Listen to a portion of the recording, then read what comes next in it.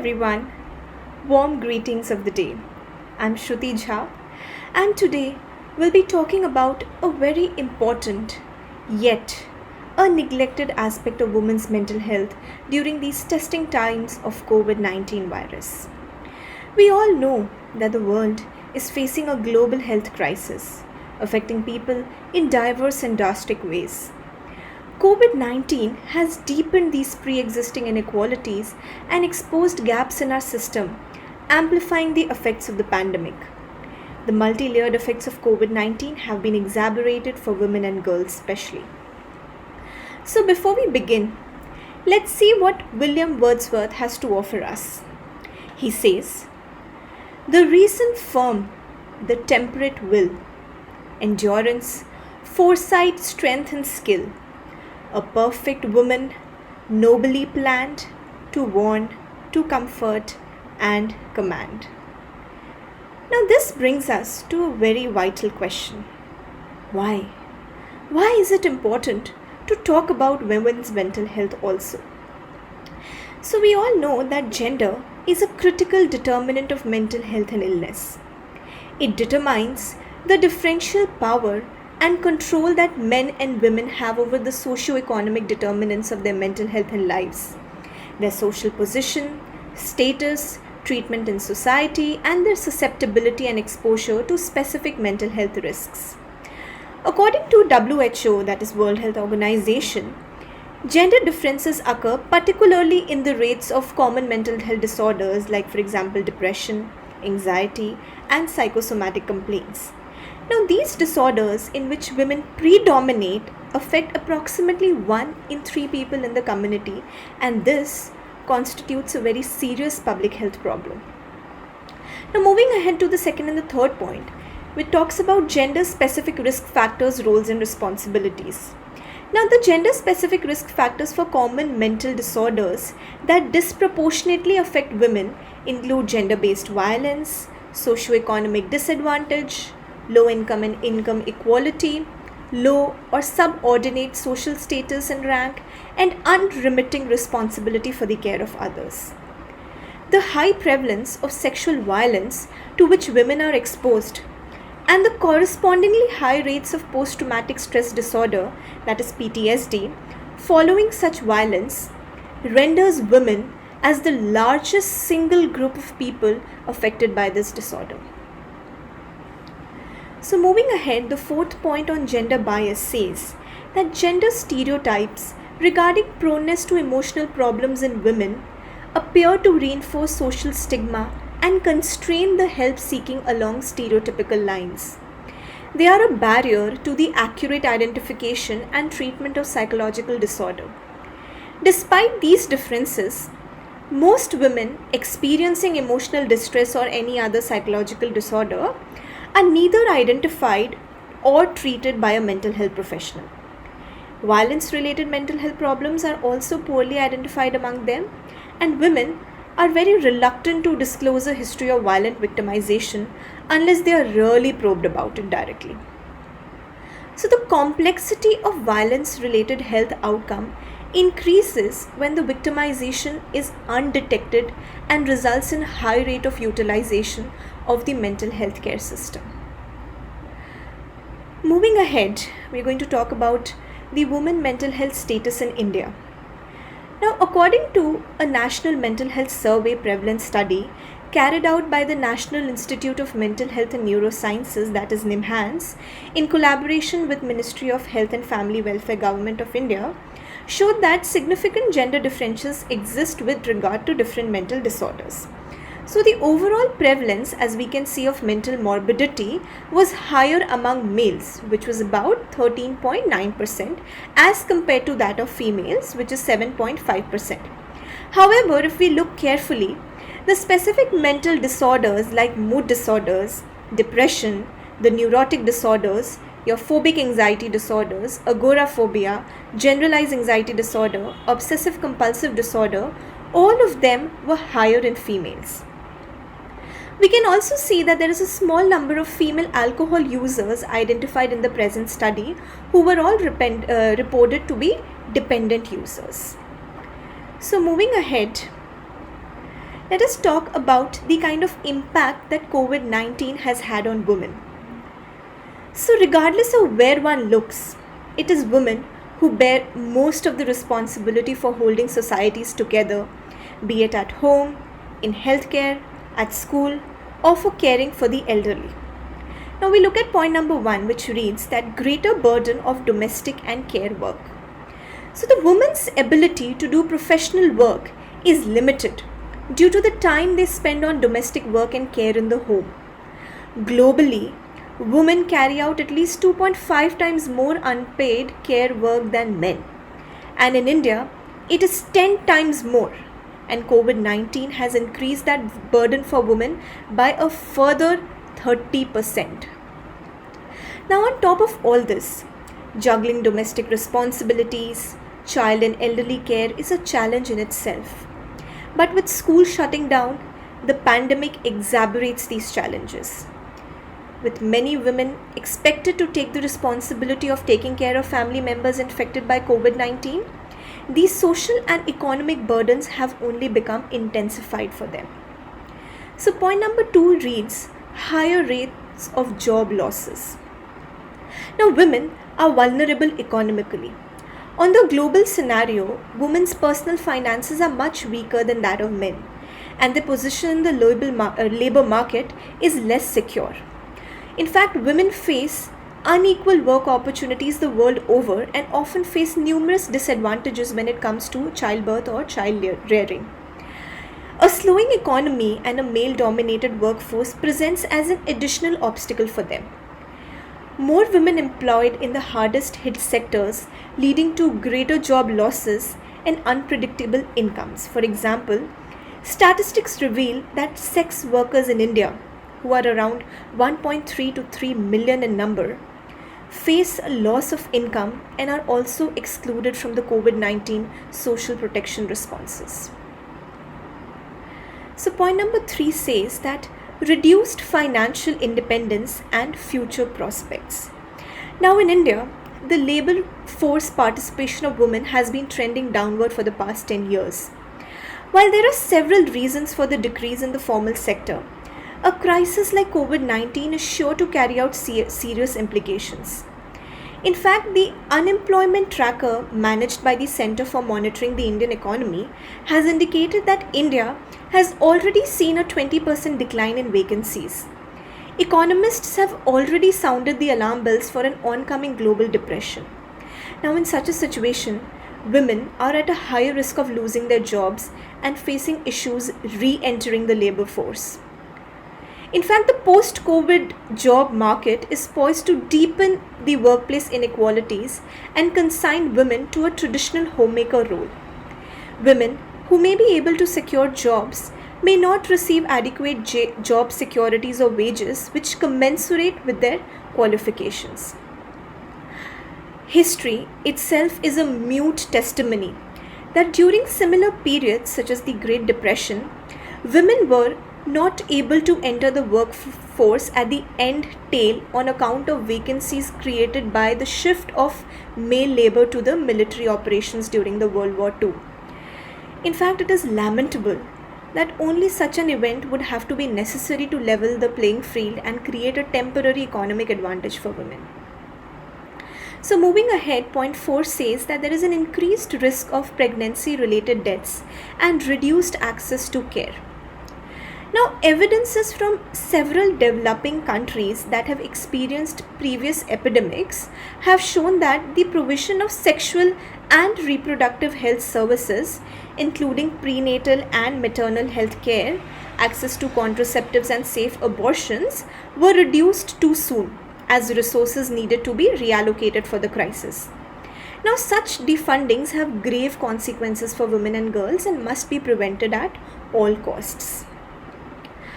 Now, point 5 says the spikes in sexual, physical, domestic violence and exploitation. Now, we have research evidences that show that domestic, sexual and gender-based violence increases during crises and disasters. It happened during the 14-16 Ebola and the 15-16 Zika epidemics, and it also appears to be happening now as well. Under conditions of quarantine or stay at home measures, women and children who live with violent and controlling men are exposed to considerably greater danger. The sharp rise in cases of domestic violence globally puts women and girls at the receiving end of the physical and emotional abuse, regardless of the class status, with an inadequate network of support. In fact, contributing factors like unemployment, job insecurity, and the mental toll of being locked in for an indefinite period of time is resulting in increased alcohol and drug consumption, or subsequently the withdrawal also. In the past few days, several countries, including ours, have recorded an unprecedented increase in calls from women seeking help from their abusive partners. So point 6 says increased risk for frontline health workforce. So according to the World Economic Forum, majority of those on the front lines of the pandemic are women, because women make up to 70% of all the health and social services staff globally. Hence, we urgently need to empower these women, starting by providing more resources to those who assume primary responsibility for household work. And increasingly, that could include caring for infected family members, which will subject these women to a greater risk. The last point says that reduced access to vital health services and exclusion from potential COVID-19 treatments. Now, reducing healthcare services for women forces them to take unnecessary risks, for example, unsafe abortion, taking unapproved medicines for pregnancy or breastfeeding, etc. In fact, pregnant women could be at a risk of pregnancy-related complications due to COVID-19, as the clinical trials are yet to find treatments which usually exclude pregnant women, leaving them without any intervention option that they can safely use. So with all these grim and harsh realities, we move ahead to our next segment. Well, it says that there is, however, a silver lining on these bleak and dark clouds. Now, looking for examples of true leadership in crisis, we come across Ireland, Taiwan, Germany, New Zealand, where women are stepping up to show the world how to manage a messy patch for our human family. In fact, to add in, we also have Finland and Denmark, and this pandemic is receiving that women have what it takes when the heat rises in our houses of state. So these leaders are gifting us an attractive alternative way of wielding the power. So they are stepping up to the challenge, responding not just to the pandemic, but also cushioning the resulting fallout for women also.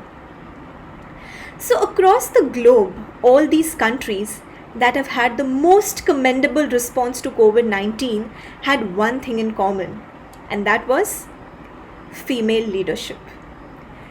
So the question here arises, what exactly are they teaching us? Well, let's look into that.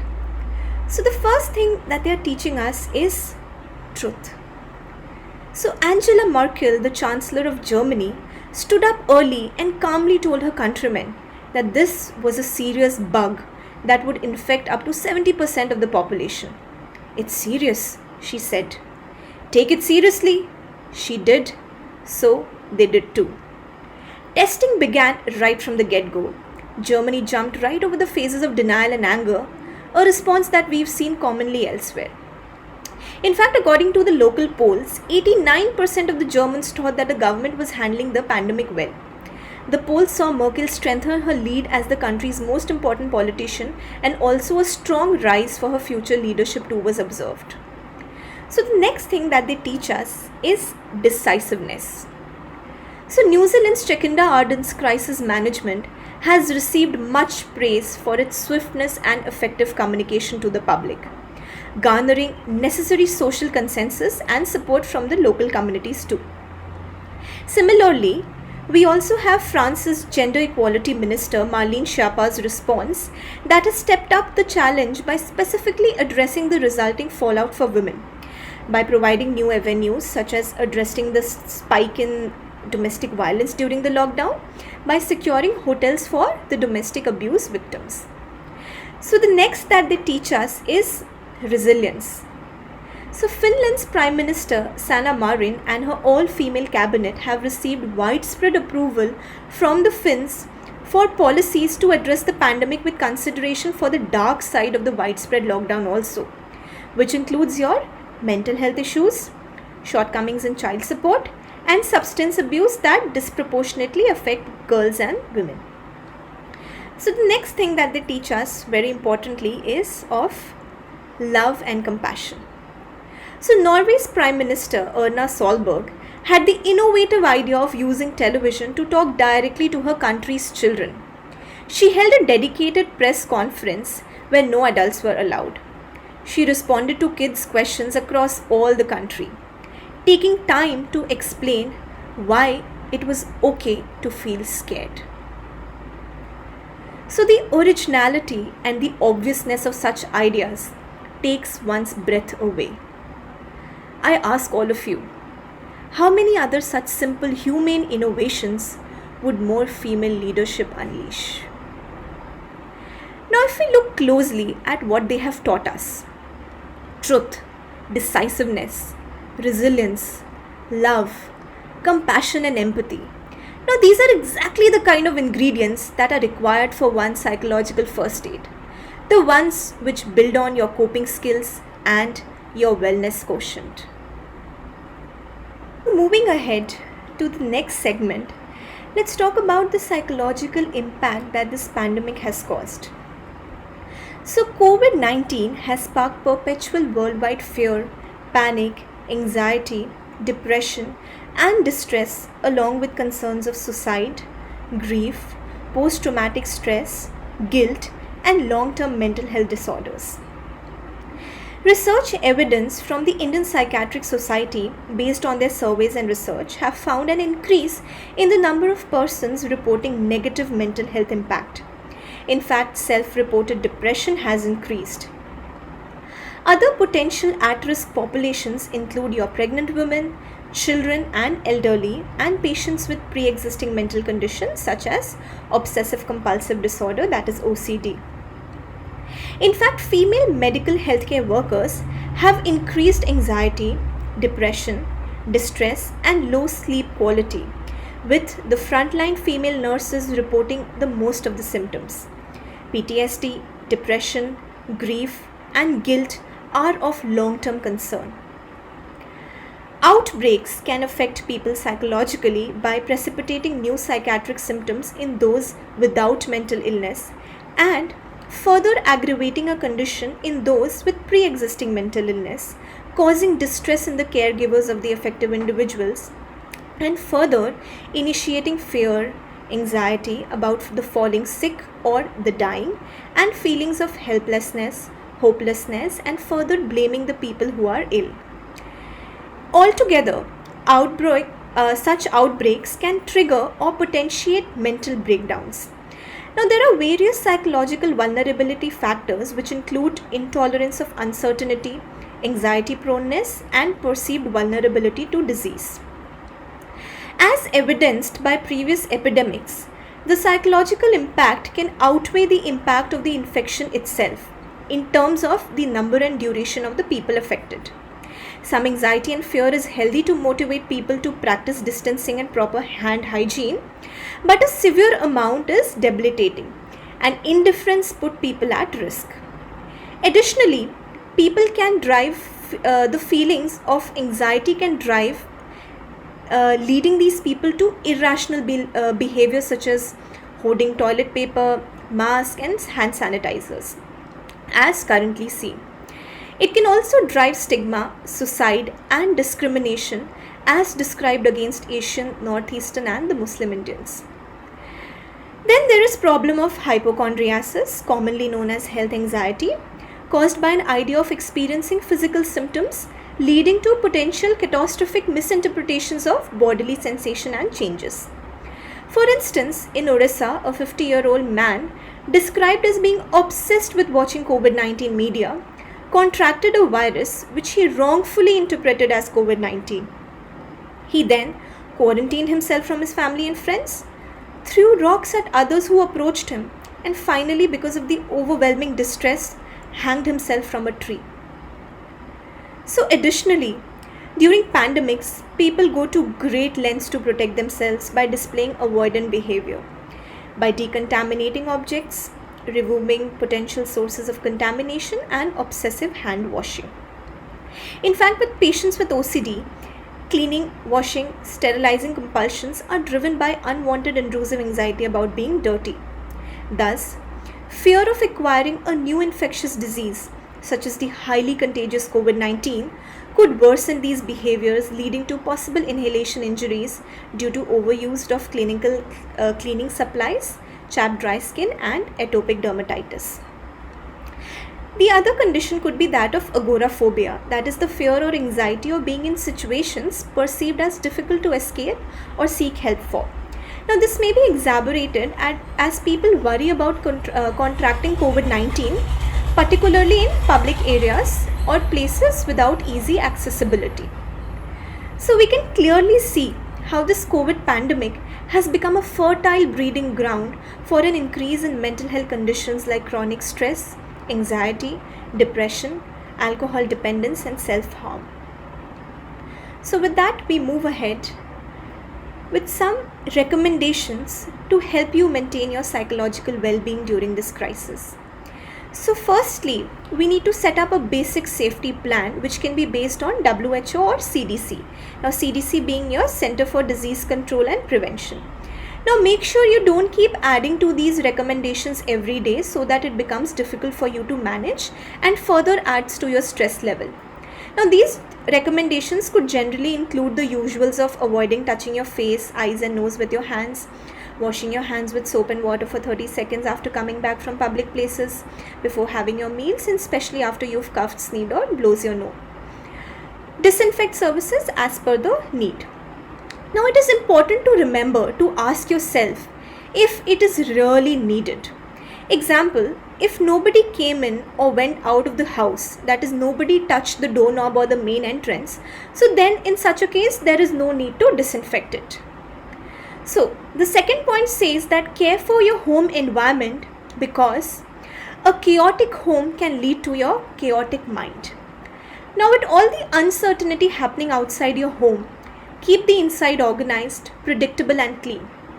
Setting up mental zones for daily activities can be helpful to organize your day. For example, try not to eat in bed or work on the sofa. Just as before, eat at the dining table and work at your desk. Loosening these boundaries can muddle your routine and can make the day feel very long. Additionally, a cluttered home can cause you to become uneasy and claustrophobic of your environment. So, keep it tidy. It is vital to remember that relaxing these boundaries just messes your routine and can make the day feel very wrong. A cluttered and untidy home can make you feel more uncomfortable and uneasy and add to the stress related to the prevailing chaos around. Now, third point reads that limit your media exposure, that is, avoid obsessing over endless coronavirus coverage. Now, excess media exposure regarding the current situation can trigger stress. Freeing up your day from work or social obligation gives you plenty of time to obsess. And if you really have a tendency to consult Google for every itch and every sneeze, you may be over-researching the pandemic as well. Remember that the more you keep yourself busy, the lesser time you will have to think about things that are really out of your control. So, choosing only certain credible websites like, for example, who.int or cdc.gov is a good start. And that too also for a limited amount of time each day, perhaps let's say 2 chunks of 15 minutes each, will be in your best interest during this time. Now, the fourth point says that work on or develop hobbies, that is, start a new quarantine ritual and develop a self-care regime. So, it's important to take breaks and allow yourself to do things you enjoy. For example, cooking, painting, reading, gardening, etc. You can utilize this time to learn something new and interesting. For example, a new language, a new technical skill, etc. Now, this is perhaps the time to read that book you have been waiting to read from the past 2 years. So, work with a positive approach. Like this is the newfound time. Why not do something special during this quarantine day? Perhaps start a new daily journal to jot down your thoughts and feelings to reflect on later. Or maybe take a walk every day, connect with your loved ones over FaceTime, or anything that interests you that can add up to your everyday routine also. The main crux of the story is that having something special during this time will help you to look forward to each new day. Adding activities of interest to your self-care regime would really help you maintain your calm and distract yourself from the stressful situation. Now, this could also be an opportunity to introspect within and identify the things you would like to work on to improve your interpersonal relationship, your work skills, and your self-concept. So point 5 says, stay close to your normal routine. Now that's really important. So try and maintain some semblance to structure from your pre-quarantine days. Now as you work from home, it could be really tempting to fall into a more lethargic lifestyle, which could lead to a very negative thinking pattern. So wake up and go to bed around the same time. Eat meals, shower, adapt your exercise regime, and if possible, get out of your pajamas. Not only will sticking around your normal routine keep you active and less likely to spiral around, it will be easier to readjust to the outside world when it's time to get back to normal work routine also. So point 6 says, set time limits on your social media usage. So stay informed rather than overload with information. Only go through news updates from verified and trusted sources rather than unreliable Facebook and WhatsApp messages. Avoid the temptation to learn everything about the novel coronavirus. Stick to a time limit, as I said before, 15 minutes of 2 chunks each, and limit the frequency of your news or information consumption also. Remember, if you don't set a reasonable limit, it might slowly turn into an addictive behavior. And for those who've already diagnosed with OCD, it might further worsen their symptoms. So point 7 says, stay physically active. It's important to stay physically active because spending the whole day at home can tempt you to move towards a lethargic lifestyle, which could further lead to a negative thinking pattern and fatigue. So you should try and maintain your usual pre-quarantine routine. Stick to or develop new healthy habits such as exercise, on-the-spot jogging, balanced nutritional diets, and quality sleep. These are all beneficial for your mental as well as your physical health. So point 8 reads, watch your thought patterns. Now always remember to keep a watch on your thought pattern during such distressing time, because a frame provides a context for our thought and action. Now changing the frame can have a major influence on how we interpret and react to that experience. Now when we reframe a negative circumstance, we can experience the event from a different perspective and become more resourceful.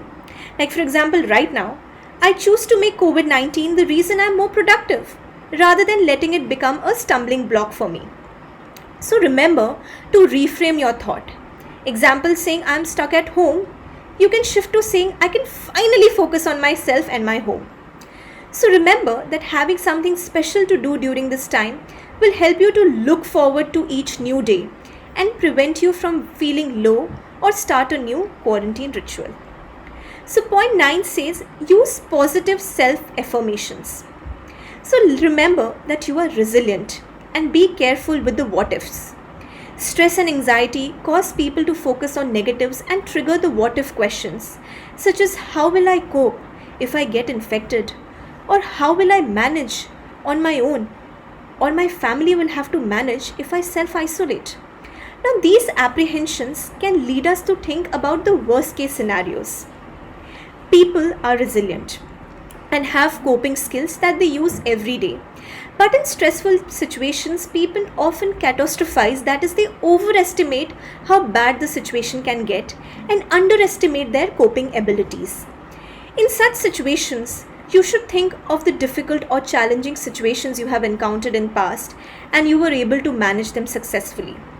Even if things weren't ideal, recall what you did to cope with the situation. Remind yourself you can handle stress and try to replace your negative and catastrophic thoughts with statements like, this is definitely a difficult time, but we will get through it together. So keep repeating these positive self-affirmations to yourself.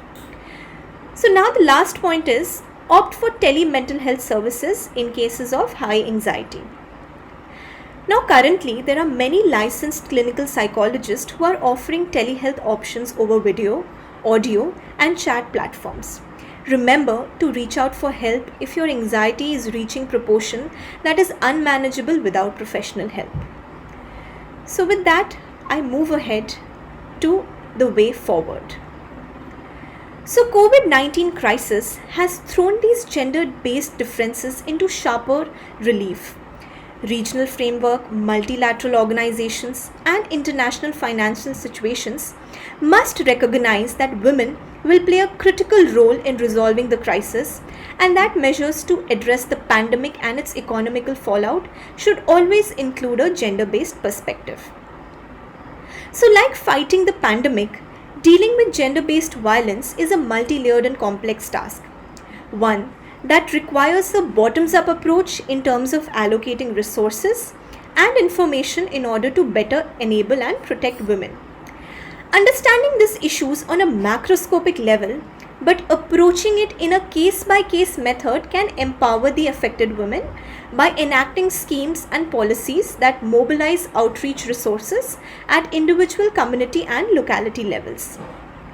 Promoting the involvement of women in decision making at home, at work, and in top level leadership can instill more inclusivity in strategic responses and global health policies.